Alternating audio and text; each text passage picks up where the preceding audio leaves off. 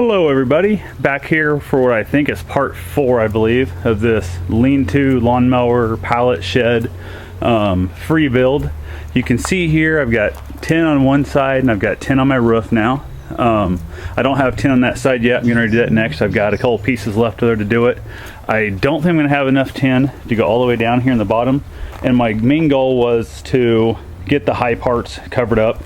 I've got one short piece isn't going to be enough to do the whole run of this shed, and I'm hoping that'll be enough to kind of cut in to do my back here.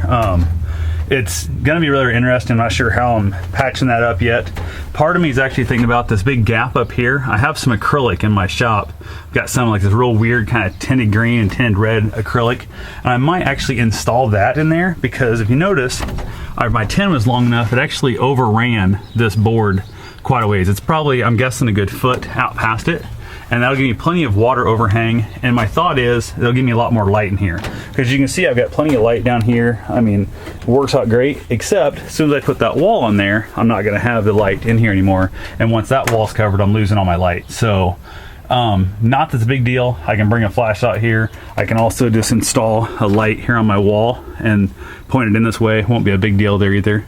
But one of the things I wanted to point out, as you guys can notice, there's quite a few holes in this roof. Anywhere there's a hole where there's a board, I went ahead and tried to stick a screw through it. Like you can see here, they're actually just sticking out past that. So I'm going to come in here with my grinder in the next day or two, run extension cord out here and just knock those off with the grinder real fast, because I don't think I'm going to hit my head a lot, but if I do hit my head, I just definitely don't want to have a little dot, blood coming out of it. So one of the problems I did run into that I figured I'd point out to you guys in case you did it, doing the roof, it was really a pain in the butt reaching up that far and stuff. I actually kind of overreached my safe zone with my step ladder I had a really crappy step ladder.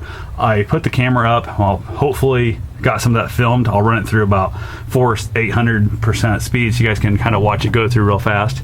But if you notice, there's different pallets on the top than there is down here on the bottom. So this is my bottom pallet, my top pallet. So when I did my metal, I started at the top, which you really should have started at the bottom and worked your way up, because my gaps are done improperly here. Gosh, that's not going to focus for nothing here. But anyway, my gaps are done improperly. I'm going to get here. The waters can run down and get behind this piece. Not a big deal for what I'm doing, because it's in a waterproof shed. I'm not worried about it. And if it becomes a big problem, I can unscrew some of my screws, push them out, and tuck it up underneath. The biggest problem with it is I wanted my gap, I knew it was going to be an even fit.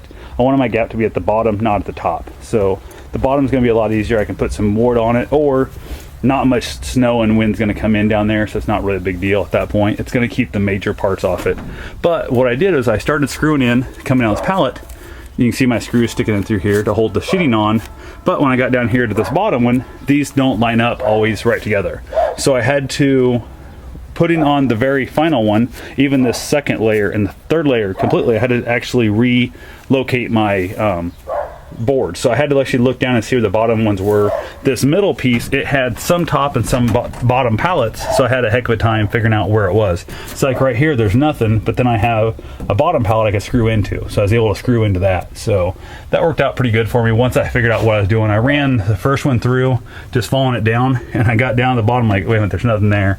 Realized that that's where that new pallet started. So anyway, overall, it's pretty steady. It's not, I mean, it still has some racking ability, as you can see there. It's not really super stout, but I might come in here with another board and run a secondary board on this end.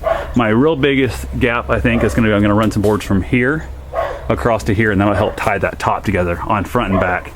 So I just got to figure out how high I want it to be, so I'm not hitting my head on it all the time stepping in here. And I might run a few of them just periodically throughout in the shed here and just kind of tied in. I figure if I can have one giant one, 5 little ones will work just as well. Don't know if there's any reality to that or not, but we'll try. Down here on the top, I did actually, you can see I overhung this a few inches, so I'll be able to tuck my steel up inside here, and that should create a virtually waterproof gap also. So up here at the very top, there is a gap that is showing through. I'm not sure if you guys are gonna be able to see that or not, because I can't see my own thing, but hopefully that showed up. You can see there's a gap there.